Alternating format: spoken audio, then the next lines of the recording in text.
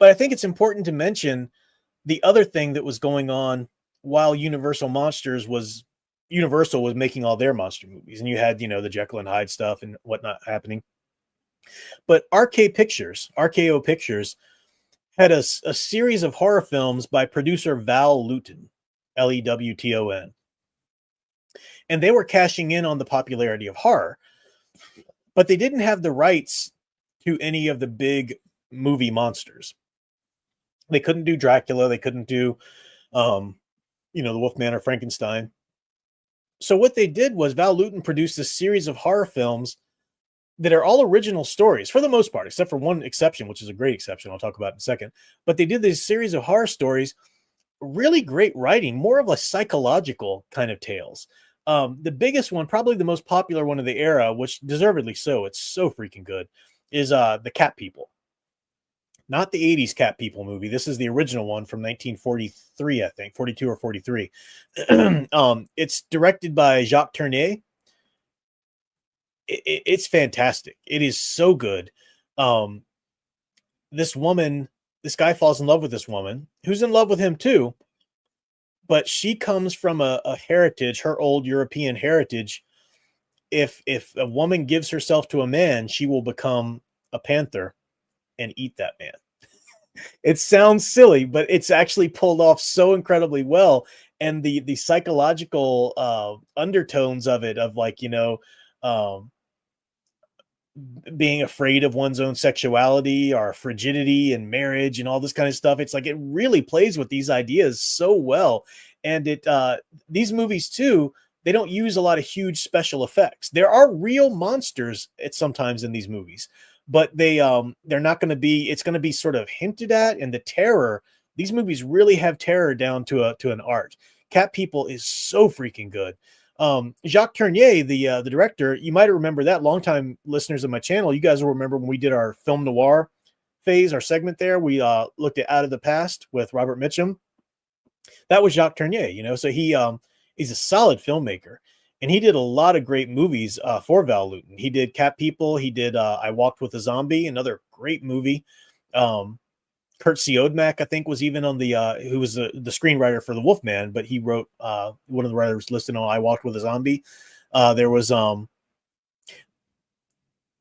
gotta warn you against this one. They did a sequel to Cat People, which is horrible. It's called The Curse of the Cat People. So if you're looking up Cat People to watch, don't watch The Curse of the Cat People. They wanted to suddenly do just sort of a fuzzy, warm movie about a child reconnecting with her parents and like the magic of childhood or something. Fine, whatever. Do that movie if you want to, but don't make it a sequel to the horror movie with the same characters. Like the Panther Woman, the villain of the first movie, she's like this benevolent guardian angel character to this child all of a sudden. It's so dumb. It's so stupid in every way. Skip that one. Okay, that was just, they get points for trying something new, but no, absolutely not. Horrible movie. But Cat People, the first, just called Cat People, great. I Walk with a Zombie, another wonderful one. Leopard Man. Leopard Man's another great one, also by Jacques Tourneur.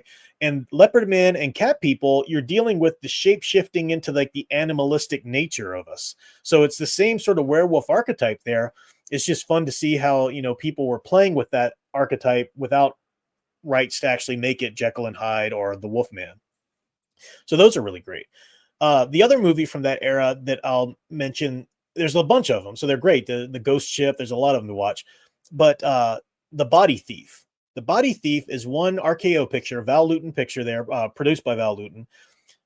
The Body Thief is actually directed by Robert Wise, who you guys may recognize. He went on to direct, Star Trek The Motion Picture. He's more known for science fiction stuff today.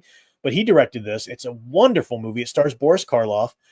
And it's an adaptation of Robert Louis Stevenson's short story, Tale of the Body Thief. And remember when we were doing the Frankenstein unit, last year, we talked about how that was a real thing. People, medical students stealing bodies from graveyards because they needed bodies to dissect and give, what's the word? I'm blanking on the word right now, but they needed them to study so that they could learn medicine. They could learn medicine better. They didn't have computers or models or anything like we have today. And it was a real taboo. People weren't just donating their bodies to science, because, they were scared. Was this going to affect the end state of their soul or something? There was religious questions. Was it even moral or not? So it was a big deal. So you'd have medical students going out and stealing bodies. That's what's happening at the beginning of Frankenstein. Fritz and Dr. Frankenstein are there stealing a body for his experimentation.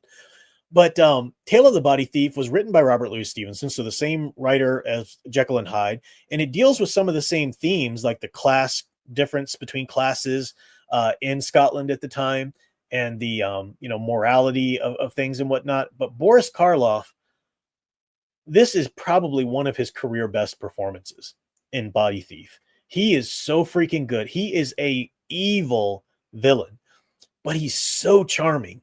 He's so charming. And, he's got that voice anyway, and he's got that smile. And the first time you see him, he's being really sweet to this little girl. And you just see his charisma ooze. And it's the danger of people who are evil, but can be that charismatic. And you can see how they can kind of subtly get people to go along with them. It's such a freaking good movie. I want to talk. Oh, all right.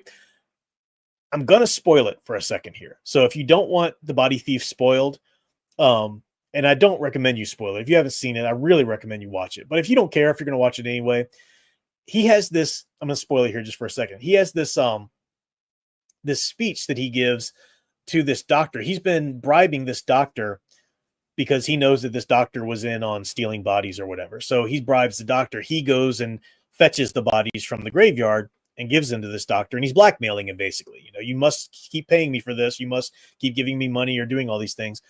And he's just got this doctor under his foot. He's just got him under tow the whole time. And at the end, finally, the doctor's like, I'm done with this. I'm going to get out of this. I don't want to be, I want you out of my life. And Boris Karloff, and he calls him Toddy. And he's like, don't do that. That's not very friendly, Toddy. And this and that. And he comes out, he says, I need you, Toddy. He said, because I'm a poor man. And he's delivering it in his Boris Karloff brilliance of charisma and voice and everything. He says, I'm a poor man, and I've been forced to do a lot of horrible things I never wanted to do. But every time I get to make you do something, every time I get this lowly little cabman, get to make you, this great noble doctor, get to do my will, it's an enormous boost to my pride. It's everything that I need right now in life. And it's his pride. And they get into a tussle, and he's, the doctor's trying to attack him. So Boris Karloff is overpowering him physically, and he's got him strangling. He's like, don't make me kill you, Toddy. My pride still has need of you. Don't make me do this. And it's so freaking good. It is such a good, from Robert Louis Stevenson's original themes that he put in the story, and then on to what the film develops from that. Jacques Tournier's direction, Robert Wise's great direction. It's phenomenal. Wonderful film. If you're a Boris Karloff fan at all, you've got to watch The Body Thief. Really solid. But I just wanted to spend a few moments talking about those Val Lewton pictures.